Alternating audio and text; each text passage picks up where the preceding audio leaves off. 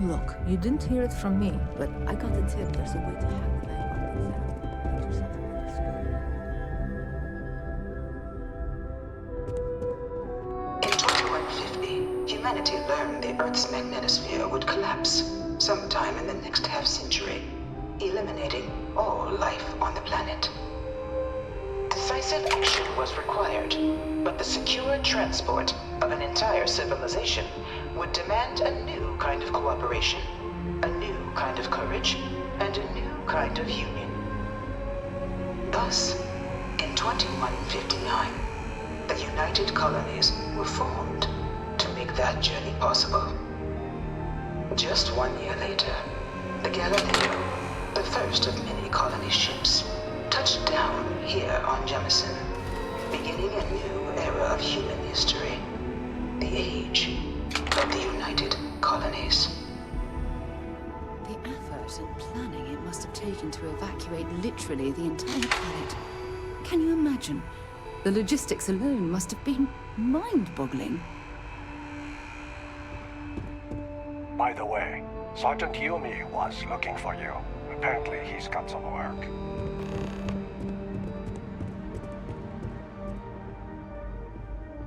From their foundation, the United Colonies strove to provide all their citizens with opportunity, security, and peace. But there were those among the UC that still wanted something more: independence.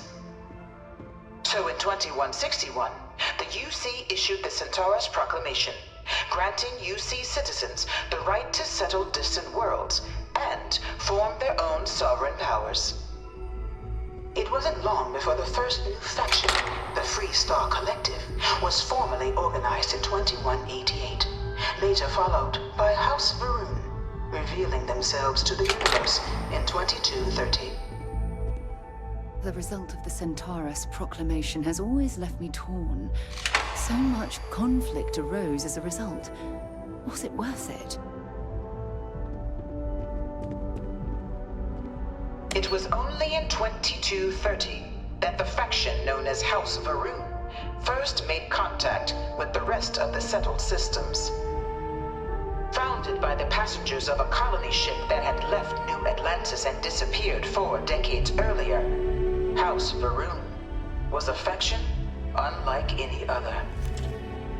A theocracy dedicated wholly to the beliefs of its isolationist founder, Jinan Varun.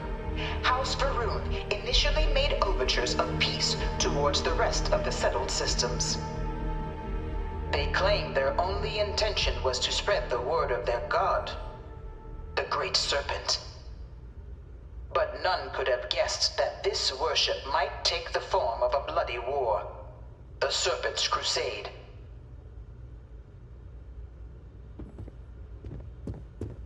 The Freestar Collective was initially founded in 2188, when the citizens of Aquila banded together with the pleasure city of Neon in mutual defense. But in 2194, after the deployment of a UC medical star station in orbit around their world, the citizens of Narion also requested to join the collective.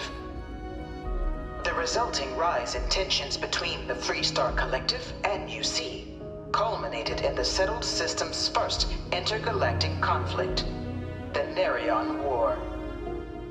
Despite a decisive victory by the UC, the colonies permitted the citizens of Narion to join the collective, forming the basis for the fiercely independent union that persists to this day.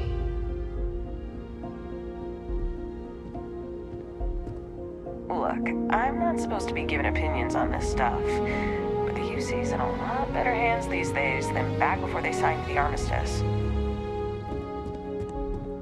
Beginning in 2240, House Varun forces declared all-out war on the rest of human civilization, initiating the Serpent's Crusade.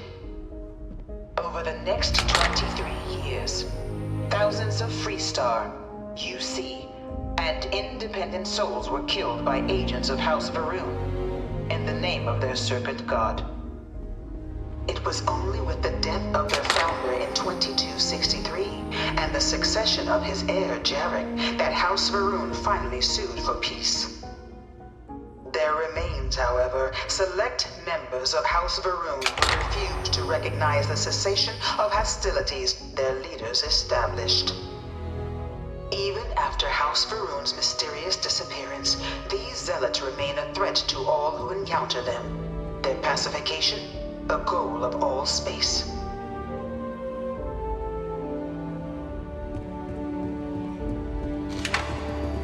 Of the many conflicts between the galaxy's factions, none was more brutal than the recent colony war between the UC and the Freestar Collective. Set off by the unauthorized Freestar colonization of Vesta's Pride in 2308, a direct violation of the Nerion Treaty, the colony war spread quickly across the galaxy. Both sides deployed every tool at their disposal. Armadas of warships, mechanized combat platforms, or mechs, even bioengineered alien creatures, the infamous UC xenoweapons.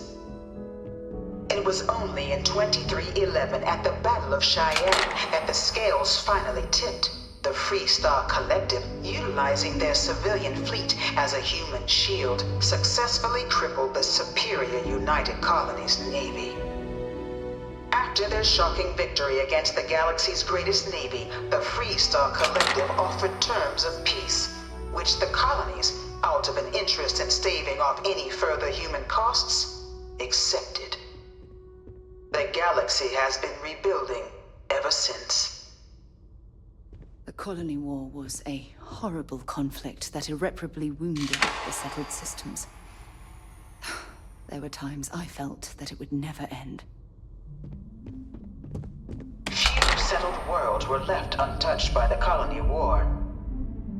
But nowhere could the viciousness of modern warfare be seen more clearly than on the Freestar planet of Nera.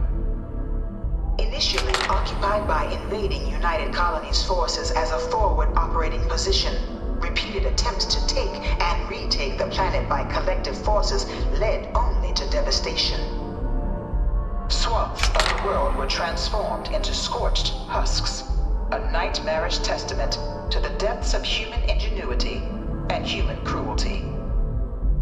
And today, Nera remains a continuing reminder to the horrors of unfettered war.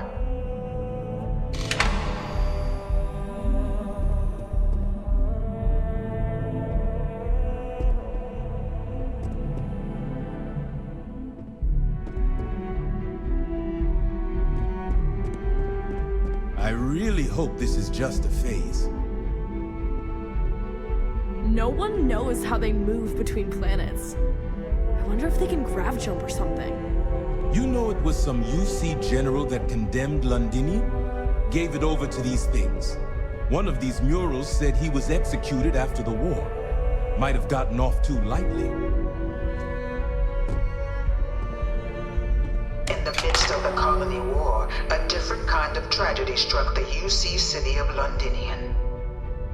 A newly constructed but critical supply center for the United Colonies war effort, Londinium found itself overrun by one of the galaxy's most mysterious predators, the Terramorph.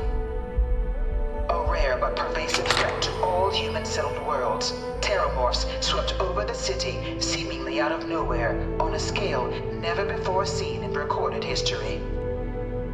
Valiant efforts by the UC military slowed the onslaught, but the creatures proved unstoppable.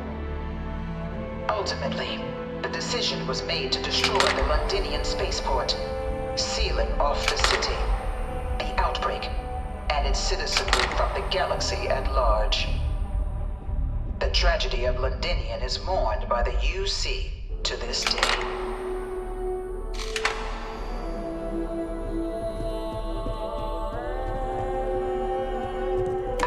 Devastation wrought by the colony war, the UC and the Freestar Collective came together to ratify a treaty that became known as the Armistice.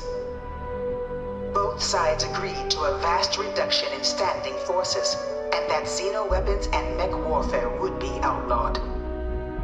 All related research was sealed away, accessible only in cases of dire emergency. But the Collective had another demand, that the active commanders of the UC military stand trial for their actions. The United Colonies, in the interest of peace and galactic security, agreed. In 2311, 3 United Colonies senior officers were found guilty. Commander Henry Durant, General Indira Rastogi, and Fleet Admiral Francois Sanon, known better as Ve Victus. All were sentenced to death for their actions, bringing the colony war to a close and returning peace to the galaxy at long last. I was a strong supporter of the armistice. All of the terrible weapons that both sides used against one another. It had to end.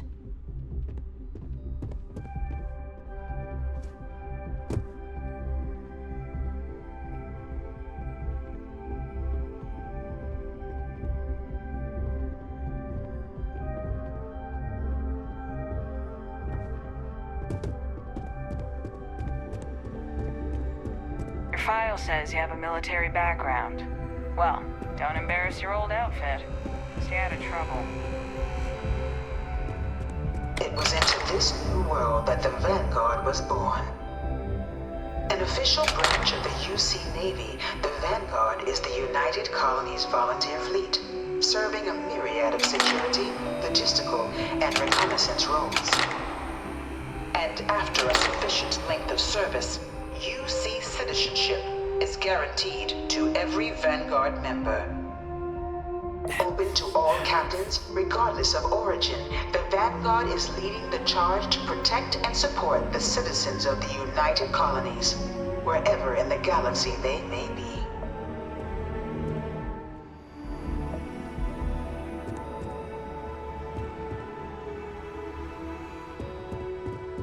No one is born a United Colonies citizen. Only through service to the UC can one hope to earn one's citizenship. But the UC prides itself on taking care of its people. Cost of living controls mean citizens pay less than their foreign counterparts for needs big and small. All citizens are issued a grant upon joining to get themselves on their feet. And only UC citizens have the opportunity to purchase property, getting the chance to live in one of the most beautiful cities in the settled systems. By joining the Vanguard today, you too can begin earning your place here, in the heart of galactic civilization, as a citizen of the United Colonies.